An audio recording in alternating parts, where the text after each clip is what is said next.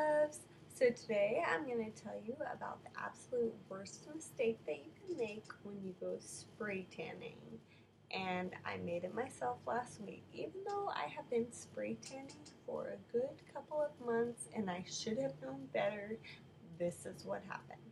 So I went to the salon and I was thinking, today I'm probably not going to get a spray tan because last week the machine froze and gave me a really crappy spray tan, like the one-legged spray, because it was going back and forth and then it got to the bottom and only sprayed half. Like, stopped going back and forth when I got to the bottom. And I was like, oh my god, this place is ghetto. I should not get spray tans here anymore, but I have a membership, so I'll just go and get my regular tan. Then when I got there, I asked her, so casually, how often does your spray tan machine get maintenance? And she was like, oh, the guy was here just last week and he fixed it. The repair guy was here and he fixed it. And I'm like, oh. Well, in that case, since I got that one-legged spray tan last week, and she did not even offer to give me my spray tan for free this week, even though I mentioned that it got fucked up last week. I was like, okay, well, since it's fixed, I guess I will get a spray tan. So I went in not knowing that I was going to get a spray tan, and then ended up getting one anyway. So here's the deal. I went to the stand-up at first because my hair was wet, and when I first get out of the shower and my hair is wet, I love to go to the stand-up booth because it's hot and winds blowing and stuff, and it will just air dry my hair super fast, which is much better than air drying your hair overnight when you're sleeping on it and tossing turning, and then you wake up with a fro on your head. So I'm like, I washed my hair in the morning, I put it off, so I might as well just go in the tanning bed and I'll wake up with dry, or I'll get out with dry hair. And then I was like, I'm getting out with dry hair anyway, I might as well go get a spray tan after I'm done. So I was like, okay, since the spray tan booth is fixed, I'll do the double. What I made the mistake of is when you go into the stand-up bed, since it is a real tanning bed, you want to make sure that you have sunscreen on, and whatever makeup you put over it is fine. And I like to put on my sunscreen makeup over it, and I do basically everything except for my eyelashes, because I put on these little sticky things over my eyes to protect my eyes from the sunbed, and those will totally mess up your eyelashes, so it's better if you just go in without your eyelashes done and then put on your mascara either in the room before you walk out or when you get home. So I went in with full makeup on, thinking I was not going to get a spray tan, did my regular stand-up bed, went in to get the spray tan. I was like, oh crap, I cannot get a spray tan with all this makeup on, because whatever is going to happen is going to be blotchy and ugly and who knows what. So I took all the little wipes that they had, cleaning wipes or whatever. I used 3 or 4 of them and tried to wipe all the makeup off my face. Then, before I switched from the stand-up to the actual spray bed, I went to the bathroom and used water to try to get the rest of the makeup off my face, because I'm like, I really do not want a blotchy face from this. But guess what? I still got a blotchy face because none of that crap worked. And I had just exfoliated my face the night before in the shower with my regular exfoliating Olay Pro X face wash and brush and everything. So I thought it was going to be fine. I went to the spray bed, woke up the next morning, and yes, big old streak of white here, little tiny splotches anywhere I had a bump, all kinds of splotchiness, white here while my top of my chin was brown, and all kinds of splotchiness. And yes, I have a major scar here because I just had a pimple last week. Rarity, but helps you know that you're alive. Yes, I switched birth control methods, and a hormonal reaction caused me to have a cystic pimple that has caused a huge scar on my face. It does not seem to cover no matter how much makeup I put on, but then again, I'm not very good at putting on makeup. I would rather just have a nice spray tan on my face and not have to wear any makeup. Unfortunately, that is not going to be the answer this week, since I completely messed up my face by spray tanning with random pieces of makeup still on it, and I have a completely blotchy face. Now, I thought about filming this video earlier today so that you can see my disgusting blotching face, but could not handle the thought of it. So I will zoom in as much as I possibly can right now and see if you can still see the horrible blotch, despite the massive amounts of foundation that I put on to try to cover it, which I will have to do for the rest of the week until my spray tan fades. There is the white streak right here. Don't know how that happened.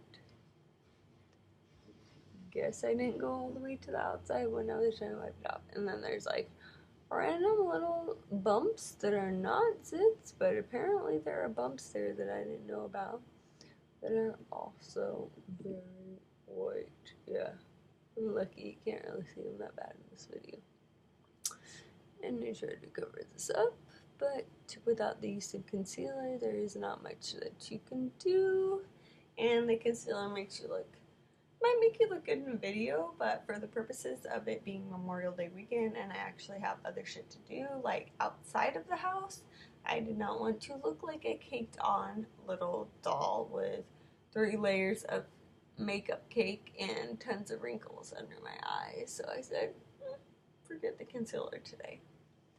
Anyway, that's one mistake that you do not want to make. And it's very sad that I made that mistake because my hands turned out beautiful this time. I used plenty of blending cream, and when I got out of the tanning bed, I scrubbed the crap out of them to get all of the blending cream and or tanner mix off of them so they did not turn orange.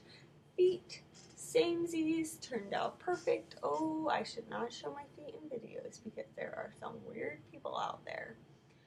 Anyway, so my beautiful tan that I had to pay for, even though they fucked up my tan last week, did not turn out so great because I should not have one in there with random residues of makeup on my face that made my face look all blotchy. Normally, when you get a spray tan, if you come in there with a clean, exfoliated face and you get your face spray tanned, you might be able to get away with not wearing makeup for a week because your face just naturally looks more even from the pigment, and you can moisturize, and all of your wrinkles disappear. Yes, I'm 27 years old now, so yes, I have smile lines. And if I avoid wearing makeup, they tend to just disappear with the beautiful moisturization of Olay Regenerist and Mary Kay products that I use, and they can look pretty good. Well, I tried to fix this horrible situation with some Mary Kay microdermabrasion treatment. Now, I have to say, I have this microdermabrasion treatment because I wanted one that was not super expensive. It was a little bit cheaper than the Olay Regenerist microdermabrasion system, and the lady was at my house, and it was like my bachelorette thingamajig, and I totally wanted it, so I just got it because it was about to be my wedding, so I got whatever I wanted. Anyway, I really like it. I mean, right after I use it, I feel my face is smooth, and the little cream that you put on after, it feels really good. It's like a pearlescent kind of junk, and it makes your skin feel really good. And I'm like, well, even though the microdermabrasion did not fix the blotchiness caused by my unprofessional spray tanning due to my own mistakes, at least it makes my skin really smooth, and now I'll be able to put on makeup good over it, which, yes, the makeup went on very smoothly, and even though I'm really bad at putting on makeup, it turned out pretty good. Like 4 or 5 hours ago, back when I put the makeup on, of course now it's like worn off because I've been out in the sun, laying out, and I've been like running around the house, and I've been like washing dishes with a steam coming up on my face and loosening it, but you know. Anyway, I'm going to be wearing makeup the rest of the week because I'm blotchy ass face from messing up my sun tanning extravaganza. So now you know. There's a million mistakes that you can make while sunless tanning. You can forget to exfoliate. You can just run in there with your friend randomly and not even know that you're supposed to exfoliate or moisturize. You can not moisturize because you think that you're not supposed to, which I did for very long and end up with scaly skin.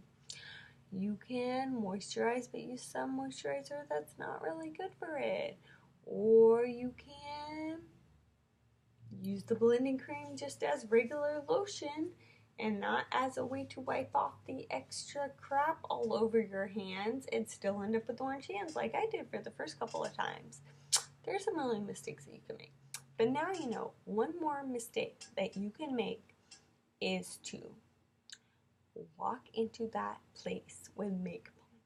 Because no matter what they have, or no matter what you have, or no matter what you try to do with regular old water, nothing's going to take off your makeup to the point where you can be completely clean and exfoliated and get a nice even tan on your face.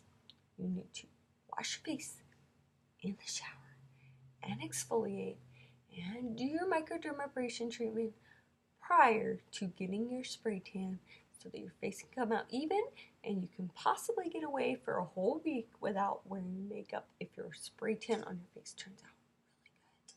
So that is my lesson, and I hope that you have learned something from this. And until later, this is Chrissy Ravella, and peace.